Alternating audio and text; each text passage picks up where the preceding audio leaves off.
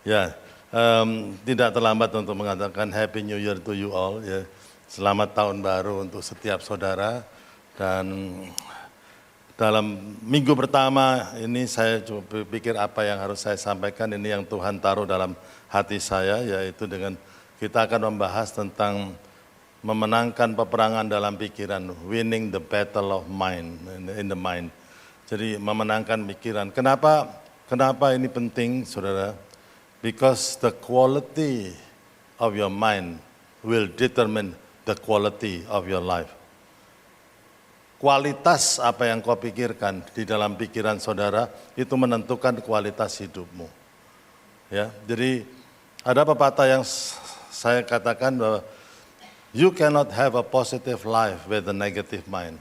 Saudara tidak mungkin mempunyai kehidupan yang positif kalau pikirannya negatif.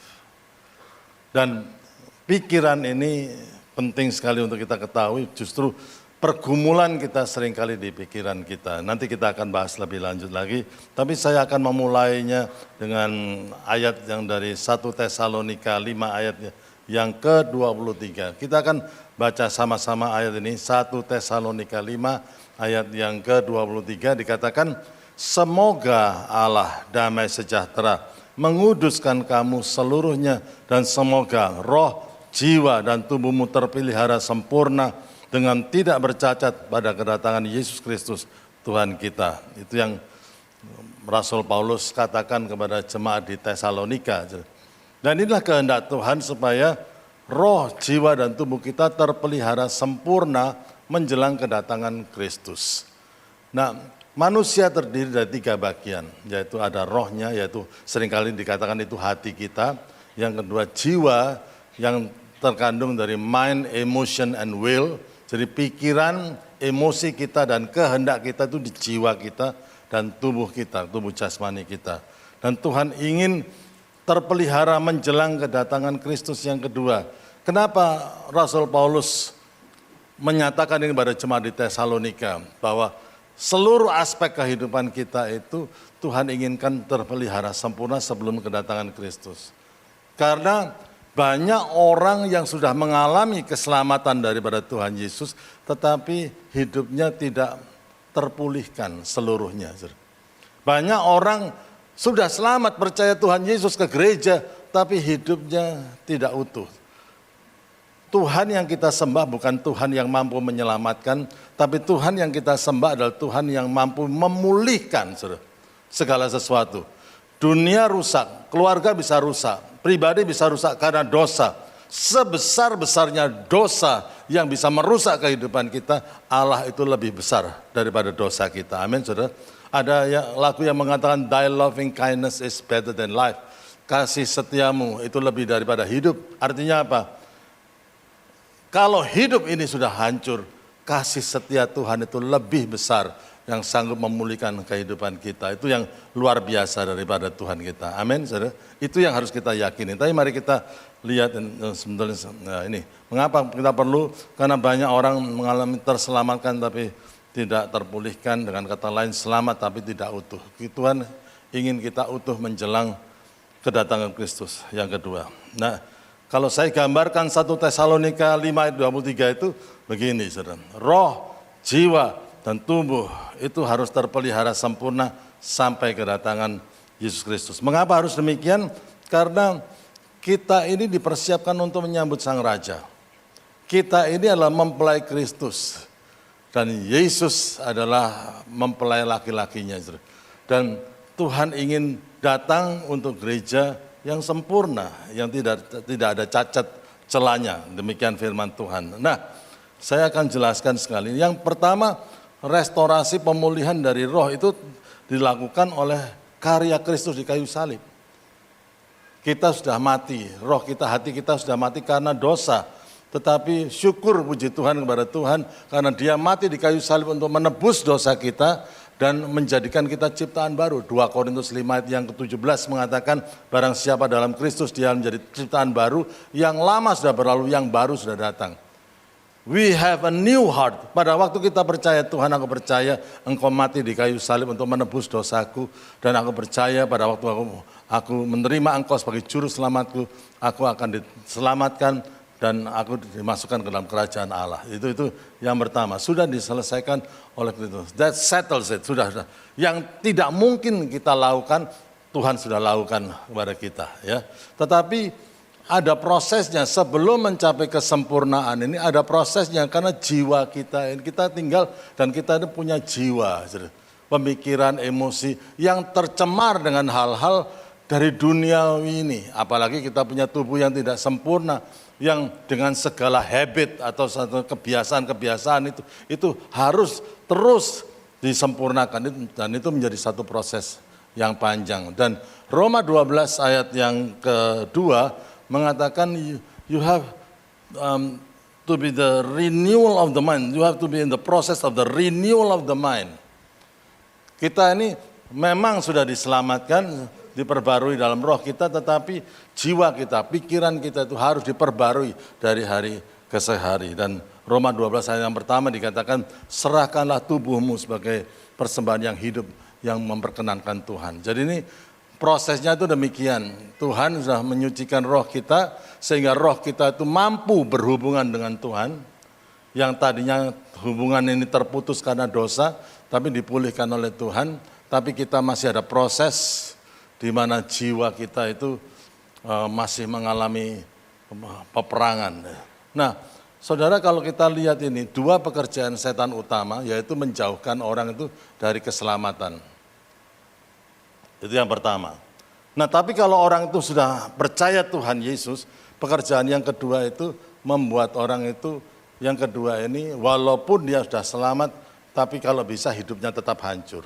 Walaupun dia itu menjadi orang Kristen, hidupnya tetap menderita. Walaupun dia menjadi orang Kristen, hidupnya masih tidak utuh. Dia mengalami kesengsaraan dari waktu ke waktu. Itu yang setan lakukan itu. Dan kita ambil dari ada 2 Korintus 4 ayat yang ketiga dan keempat, dikatakan jika Injil yang kami beritakan masih tertutup juga, maka ia tertutup untuk mereka yang akan binasa, yaitu orang-orang yang tidak percaya, yang apa saudara? Pikirannya telah dibutakan oleh ilah zaman ini, sehingga mereka tidak melihat cahaya Injil tentang kemuliaan Kristus yang adalah gambaran Allah.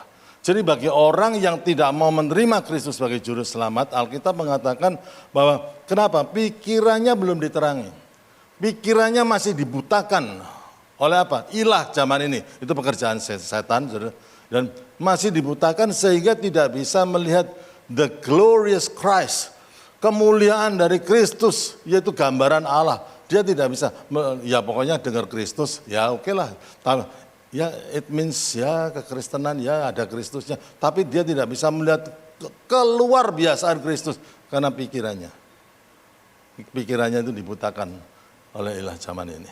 Nah, kalau mereka sudah diselamatkan, yang kedua, Filipi 4 ayat yang ke-6 dan 7 dikatakan, janganlah hendaknya kamu khawatir tentang apapun juga, tetapi nyatakanlah dalam segala hal keinginanmu kepada Allah dalam doa, permohonan dengan ucapan syukur. Dikatakan ayat yang ke-7, damai sejahtera Allah yang melampaui segala akal akan memelihara hati dan pikiranmu dalam Kristus Yesus. Kalau orang sudah diselamatkan, ya, menerima keselamatan, iblis ingin hidup orang itu penuh kekhawatiran, penuh ketakutan, dan akhirnya penuh depresi dan lain sebagainya. Jadi saudara, tapi firman Tuhan, inilah pemulihan. Bukan hanya diselamatkan, tapi kita dibebaskan dari semua hal yang bisa menekan hidup kita, mengintimidasi kita. Awalnya di mana? Jadi peperangannya sebetulnya di mana? In our mind.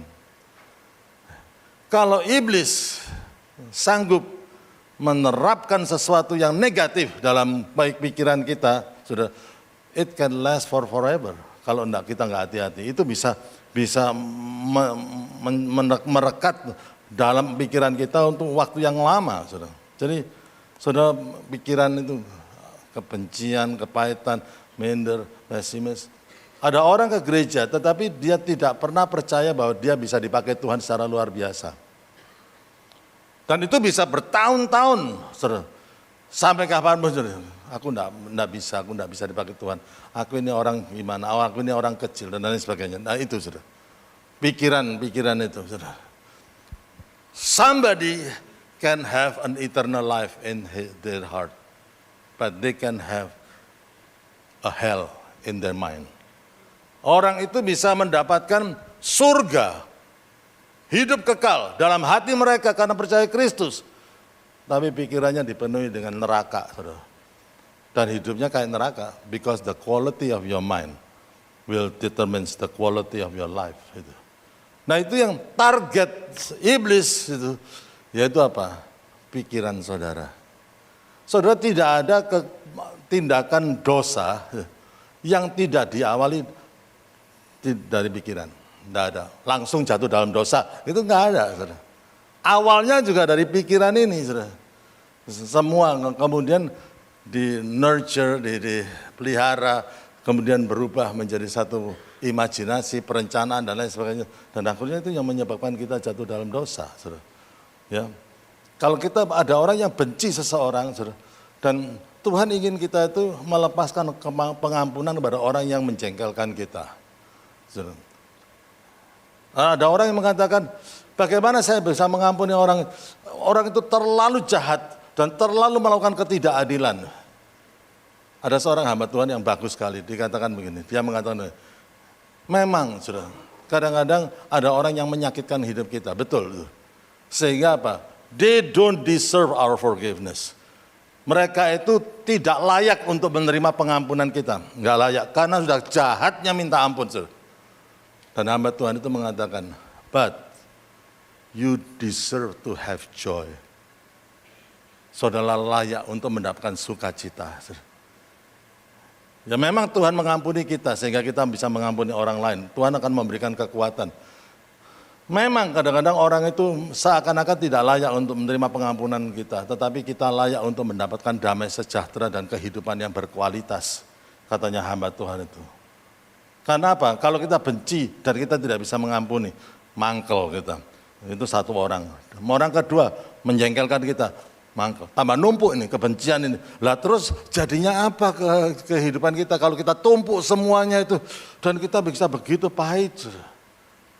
Saudara, kebanyakan orang konseling itu yang diluruskan itu apa, saudara? Pikirannya. Ada orang yang menderita hidupnya dan dia percaya bahwa ini pengalaman-pengalaman konseling. Dia tidak percaya bahwa Tuhan bisa sanggup memberkati hidupnya. Dan anehnya dia anggap itu sebagai salib yang harus dia pikul. Loh, karena aneh, saudara. Ya.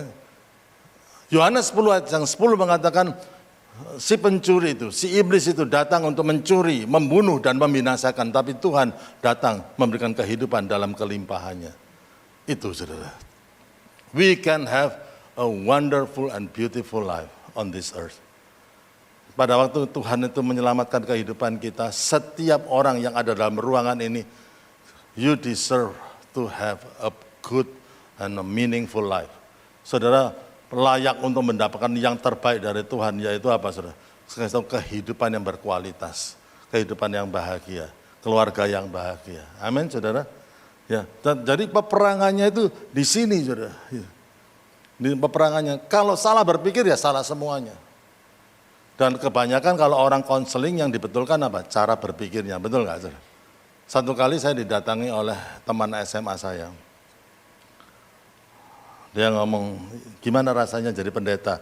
Oh berat, tapi ya karena panggilan ya sukacita saja. Ya. Andreas, aku punya masalah. Loh, masalahmu apa? Kamu tahu istriku sekarang kena cancer. Dan dokter memvonis dia tidak akan survive, dia pasti akan meninggal. Wow, aduh, gimana ya, saudara?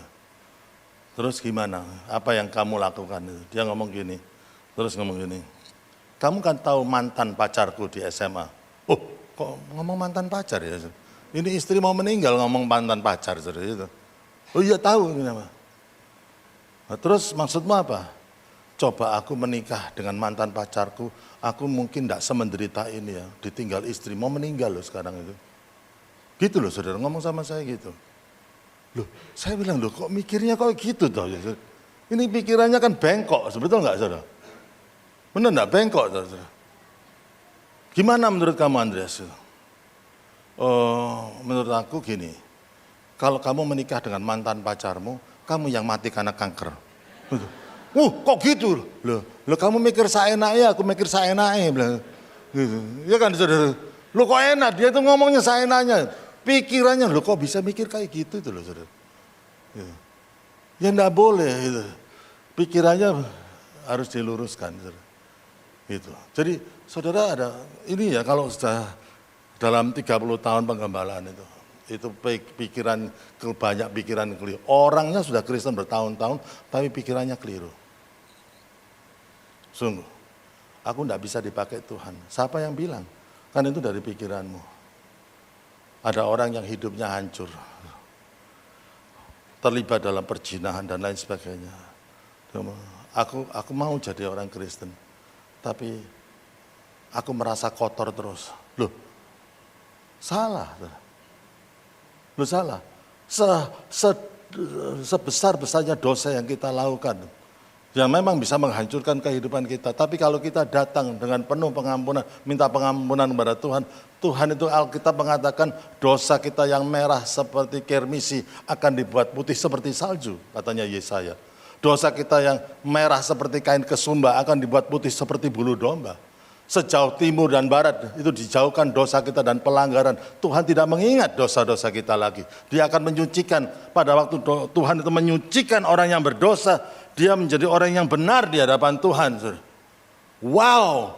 Dan orang yang dipulihkan sama Tuhan itu berhak untuk mendapatkan satu kehidupan yang luar biasa dari Tuhan. Nah makanya kita sebagai orang percaya itu, saya ingin jemaat MDC semua jangan menjadi jemaat yang suka menghakimi orang berdosa. Please, jangan itu. Karena ini ada orang berdosa, dia minta ampun, dosanya diampuni enggak? Diampuni. Dia menjadi orang benar di hadapan Tuhan. Dia menjadi orang yang bukan hanya benar, dia dikuduskan. Dia menjadi orang yang kudus di hadapan Tuhan. Nah kita menghakimi itu loh orang berdosa, itu loh hidupnya tidak benar. Nah kalau kita lakukan hal itu, saudara, dia bisa lebih benar daripada kita, orang benar. Saudara, seberdosa-berdosanya orang, kalau dia minta ampun, dia bisa menjadi benar di hadapan Allah. Sebenar-benarnya orang benar, saudara, kalau dia menghakimi orang berdosa, dia bisa menjadi berdosa di hadapan Tuhan. Ngerti ya, saudara? Itu harus jelas.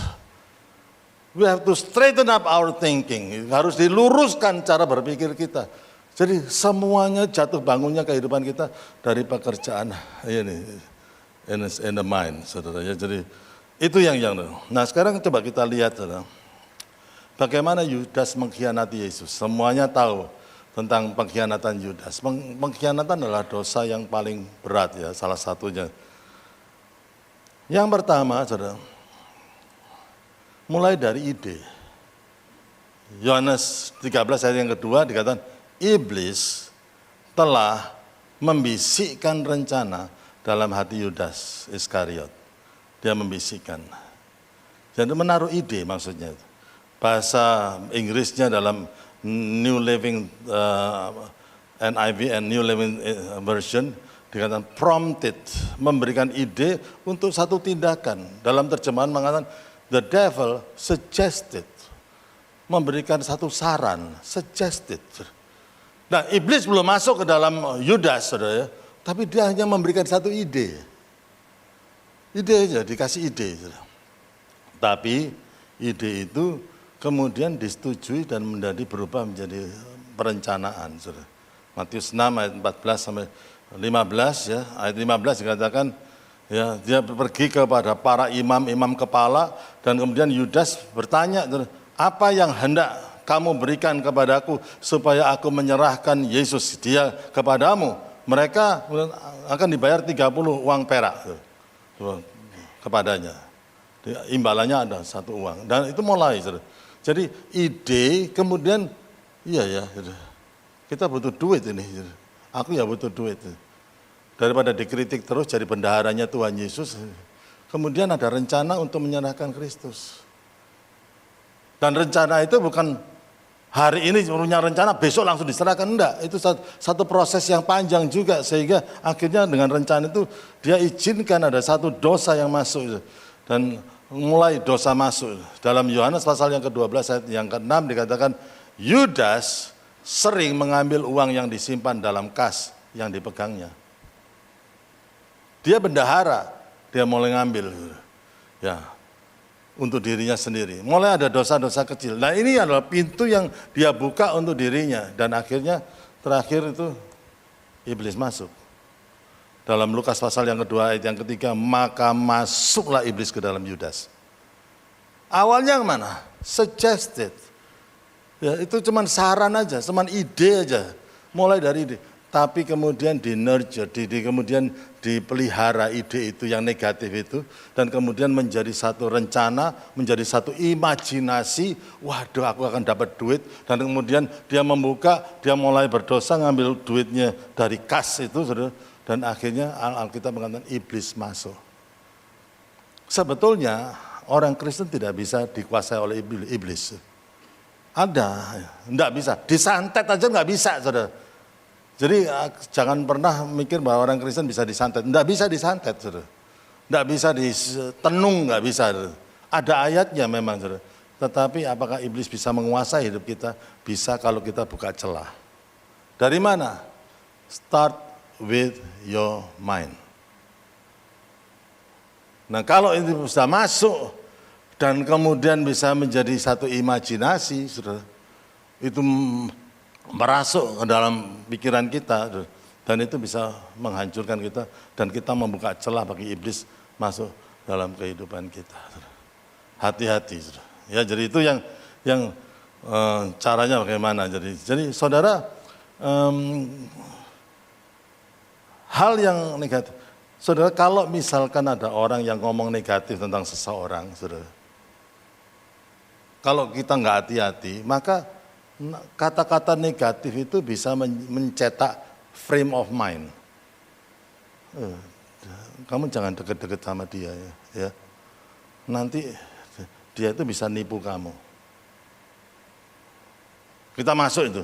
Dan kalau kita nggak hati-hati, kita enggak usah jadi nanti kalau dia nipu aku repot. Loh itu ide dari mana? Awalnya start with an idea. Jadi hati-hati dengan hal itu ya. Jadi jangan kita buka celah, saudara. Akan ada banyak hal yang terjadi di tahun yang baru ini memang.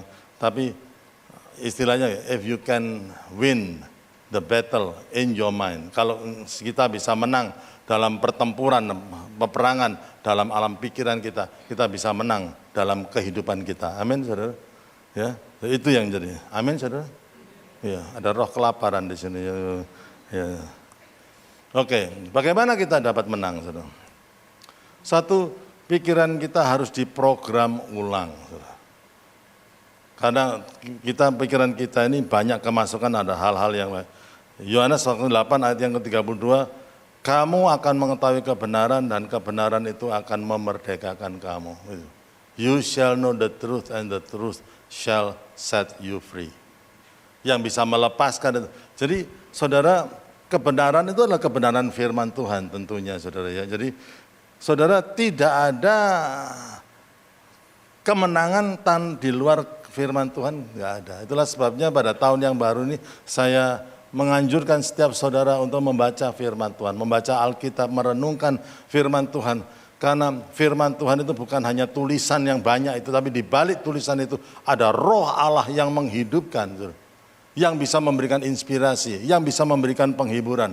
Saudara, tidak ada kemajuan rohani di luar firman Tuhan, tidak ada, saudara. Tidak ada kematangan rohani tanpa firman Tuhan itu melembaga dalam kehidupan kita. Tidak ada timbulnya iman tanpa firman Tuhan. Iman timbul dari pendengaran dan pendengaran akan firman Kristus, saudara. Dan itu, jadi firman itu harus kita baca, kita harus renungkan, dan sepertinya harus diprogram ulang apa yang ada di pikiran ini. Jadi ada banyak orang yang sudah pikirannya ini very negatif karena dari pengaruh-pengaruh dari dunia ini. Ya, jadi itu ada orang yang mengatakan, Andreas, aku tidak mau berpikir positif, saudara. Aku berpikir negatif terus, ya, supaya kalau hal yang positif terjadi, aku sudah senang aja, karena aku pikiranku negatif, saudara. Tapi kalau ada sesuatu yang negatif, aku ya tidak kaget karena pikiranku aku sudah menganggap ini sudah bisa akan terjadi. Saudara, kalau ada pikiran yang kayak gitu, waduh susah orang itu. Itu ada loh, saudara. Ya, jadi itu ada orang yang begitu. Yang kedua, melawan pikiran yang negatif. 2 Korintus 10 ayat yang kelima, kami menawan segala pikiran dan menaklukkan kepada Kristus. Jadi resist, melawan pikiran-pikiran yang negatif. Saudara, kenapa? Saudara, sebetulnya melawan pikiran yang negatif ini gampang. Tapi jadi sulit, karena apa? We like to entertain the negative thought. Kita ini kepingin entertain. Kenapa orang suka entertainment? Ya hiburan. Ya, itu bisa menimbulkan satu hiburan dalam alam pikiran kita. Bahayanya begitu. Jadi kalau itu dari awalnya itu dari satu ide dan itu berkembang menjadi pemikiran dan itu sudah akhirnya menjadi satu imajinasi, bahaya, saudara. Yesus mengatakan kalau itu sudah begitu dalam pikiran itu dan kemudian sudah jadi imajinasi, ya itu dosa. Sama dengan pada waktu engkau melakukan itu, saudara. Karena tidak ada perbuatan dosa yang tidak lahir dalam alam pikiran ini. We have to resist, kita melawan itu. Kita tidak bisa menghalangi burung terbang di atas kepala kita, betul nggak, saudara? Ya. Ya kalau nggak mungkin, kamu ngomong, jangan terbang di atasku ya, nanti kamu jangan menjatuhkan kotoran di atas kepala aku. Enggak, nggak bisa, kita nggak bisa. Gitu. Tapi kita bisa menolak burung itu bersarang di kepala kita, betul nggak? Gitu. Kalau burung, nah seringkali orang itu tidak menolak pada awalnya, ya, mengizinkan burungnya bersarang, dosa itu bersarang dan kemudian berimajinasi. Dan imajinasi itu, saudara, imajinasi itu yang bahaya, saudara. Pendeta Agus Lianto pernah berkhotbah tentang pornografi, saudara. Saudara, bukan lihatnya gambar-gambar porno, tapi masuknya dan itu berubah menjadi satu imajinasi. Itu yang membahayakan, saudara, menjadi satu imajinasi. Ya, jadi melihat blue film, ya. Saudara, untuk apa, saudara? Tapi pada waktu itu berubah menjadi imajinasimu. Dari situ ada bahaya, hal-hal yang luar biasa yang bahaya, yang bisa merugikan kamu. Siapa yang di sini suka lihat film silat? Enggak apa-apa, jangan takut. Ya, saya juga senang kok lihat film silat. Ya. Tapi di antara saudara semua yang masih ada umur itu ya kayak saya ini, siapa yang sering dulu waktu muda-muda baca komik silat? Angkat tangan. Wah, saya ada temannya, saudara. Ya, jadi itu. Nah, saudara, bagi saya orang yang sudah baca komik silat, film silat tidak menarik. Karena itu cuma 2 dimensi aja, dilihat kita main itu. Saudara tahu Satyao Ing Hyong? Nggak tahu ya? Itu bukan bahasa roh, bukan. Itu komik silat, waduh.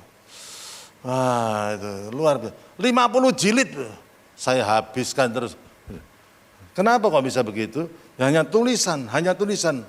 But it triggers the imagination. Imajinasi itu.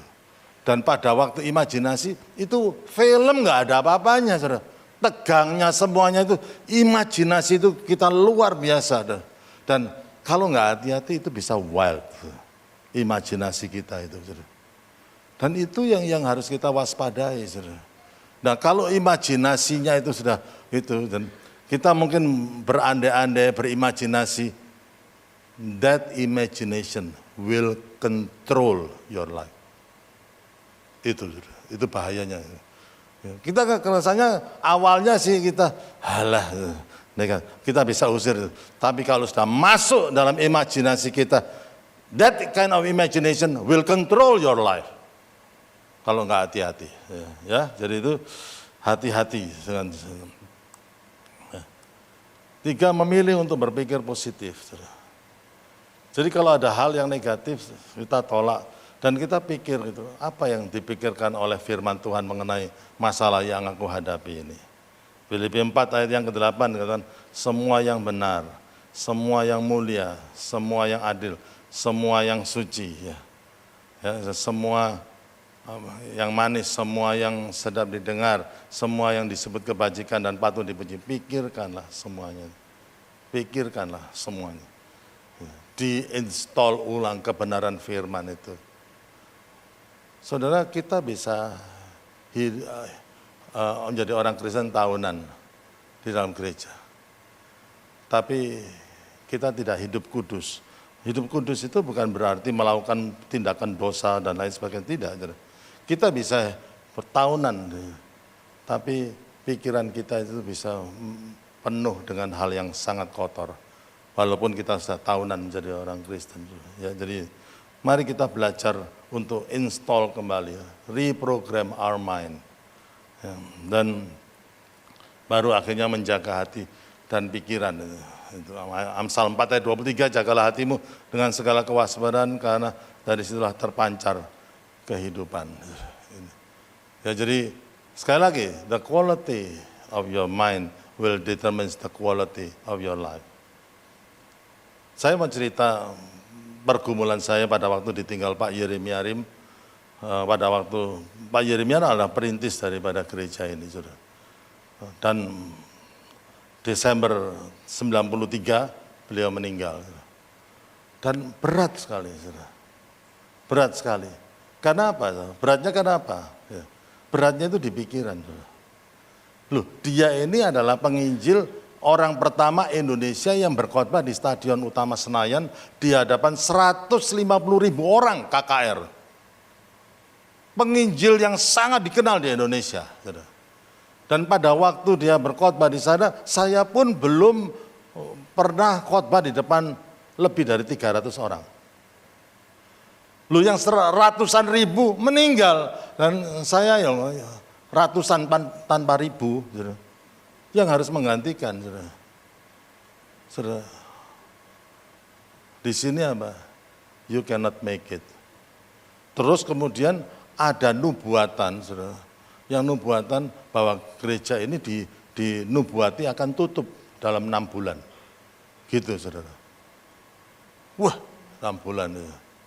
Ada yang waktu itu saya masih umur 31 loh, saudara. Masih sangat muda ya. Itu tuh, waduh, bagi saya itu ada pikiran, you cannot make it. You cannot make it.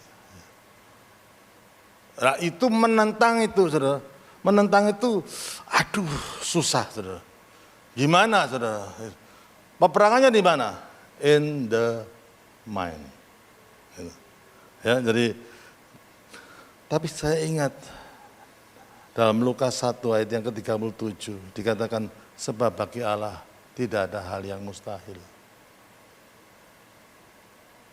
Saya ingat Markus 9 ayat 23, bagi orang percaya tidak ada yang mustahil.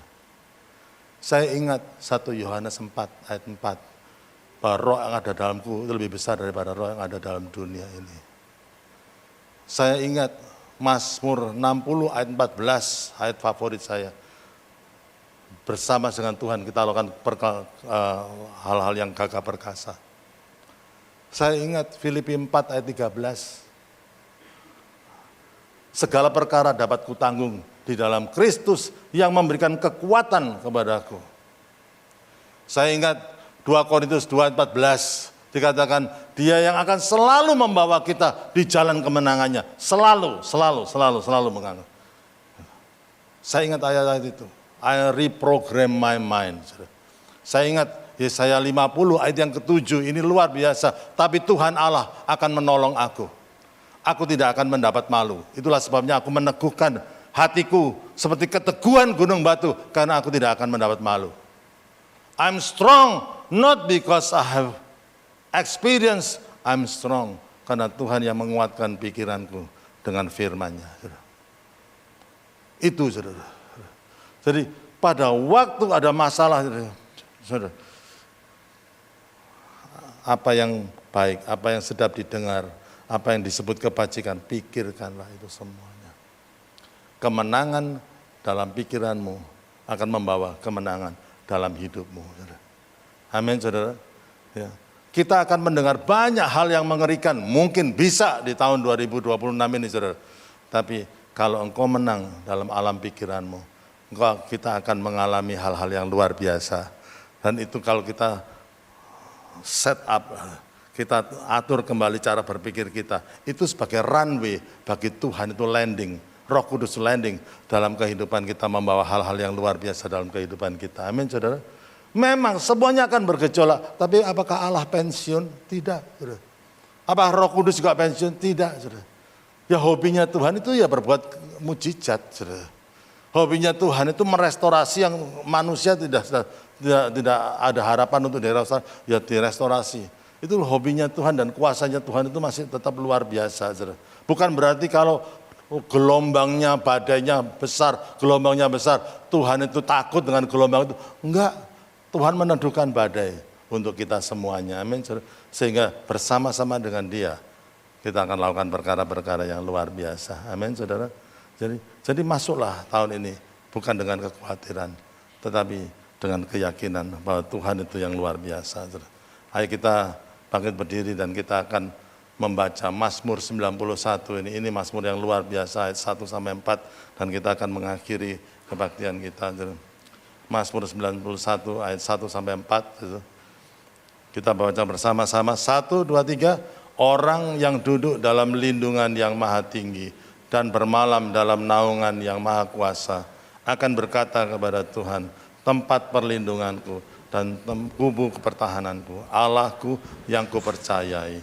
Sungguh Dialah yang akan melepaskan engkau dari jerat penangkap burung, dari penyakit sampar yang busuk, dan dengan kepaknya Ia akan menundungi engkau, di bawah sayapnya engkau akan berlindung, kesetiaannya ialah perisai dan pagar tembok. Berbahagialah orang yang membuat Tuhan menjadi kubu pertahanan, karena kasih setianya itu akan berlangsung sebagai perisai dan pagar tembok. Amin, amin.